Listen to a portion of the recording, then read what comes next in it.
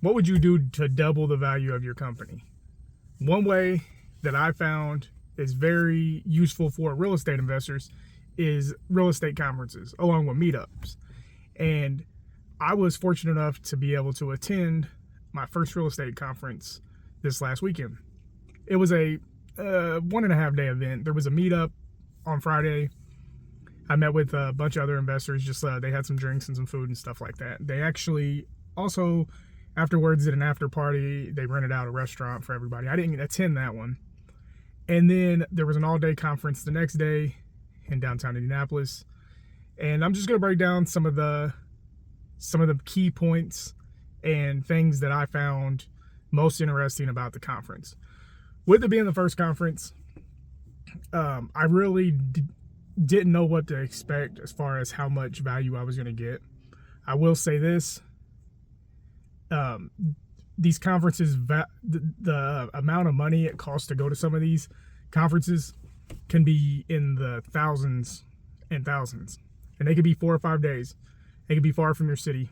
Fortunately for me, this was in my city. And I did meet people as far as Canada that actually came in for this conference.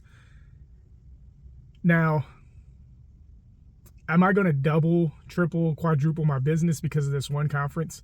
Maybe, maybe not. I don't know. But did I get my money's worth? I definitely did. I will build relationships with many of these other investors. I met lenders, private money, people with different philosophies than me, other content creators, people in the real estate space. Now, I get people to ask me questions all the time how to get started. I can't do this. I can't do that. Fair enough. If you can't, you can't. I'm not going to argue with that. But what I will say is that what you can do is find a meetup, find a conference, find somebody. And now when I first started investing in real estate, I had a similar mind state, like how am I going to be able to do this? But I just kept pushing and figuring things out. Now, today, I own five units. That's not a huge portfolio, but it's something, and I'm building on that.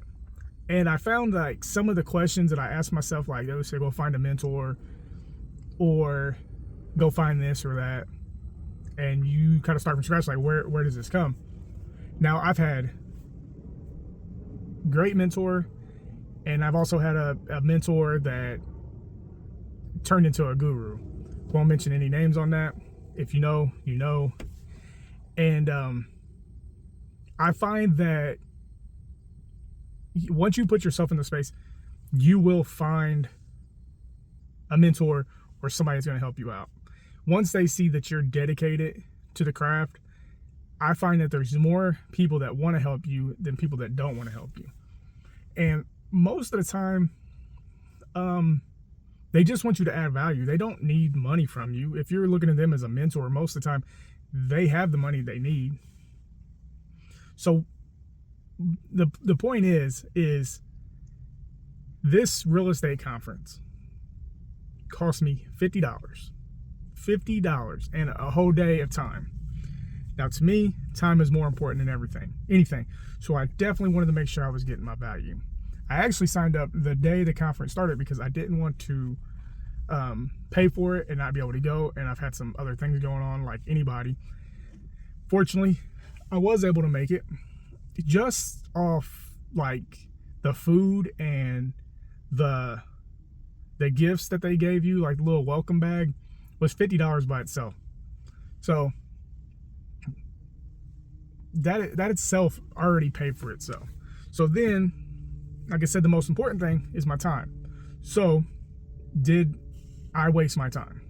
Now, anybody that wants to know how valuable your time is, take it on what you make per hour and times that by 8.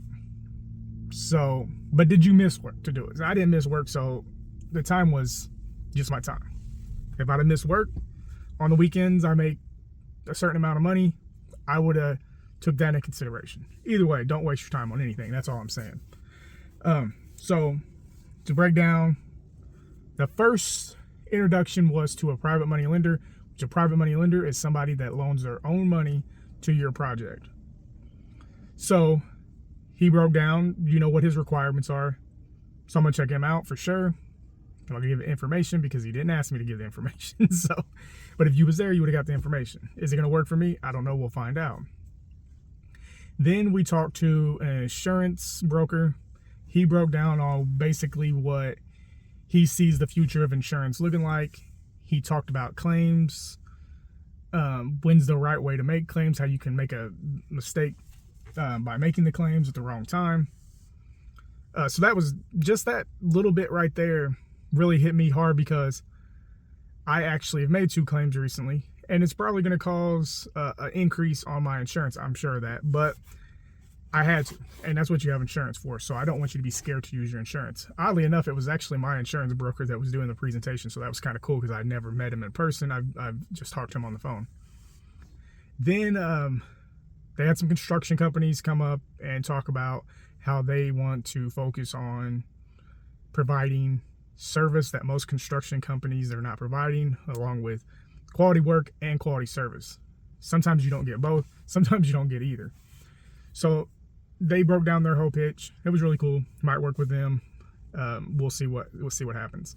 Then they talked about what was next. It was insurance. Then they had brought up some commercial investors, which I'm definitely interested in the future. Well, commercial was actually my first love, like apartment buildings, but we'll get to apartment buildings when we get there. Right now we're doing single families, 1 to 4 units.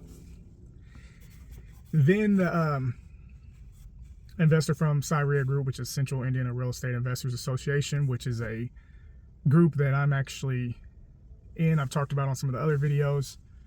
She went and talked about breaking down a deal because there were some new investors there. It's never even really truly broke down a deal. So she took one of her personal deals, broke it down for us, and we had kind of like an interactive thing like, would you do this deal? Would you not do this deal? What can we do to make this deal work? Should we even consider anything with this deal? So broke it down.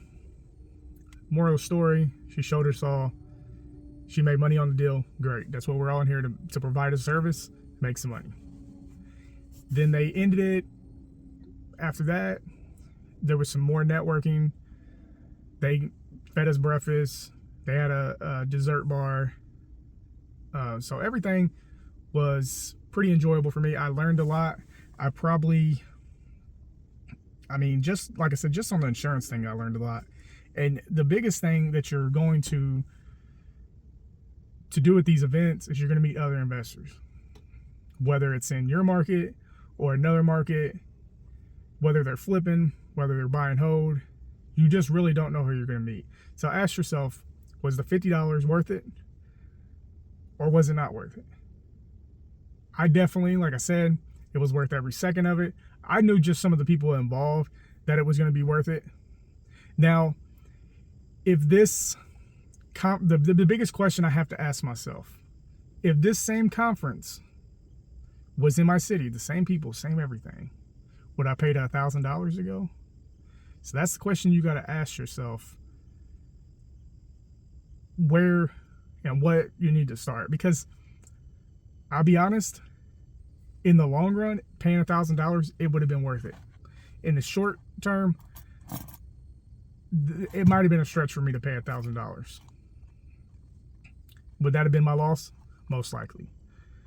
I will update you as I go as far as working with each individual that I met, and then I'll show you the return on it. So say I meet somebody and make $10,000 with them. Could you even imagine the return on investment on that? But even if it was $1,000, I would attend that conference and I made $10,000. I've 10x my money.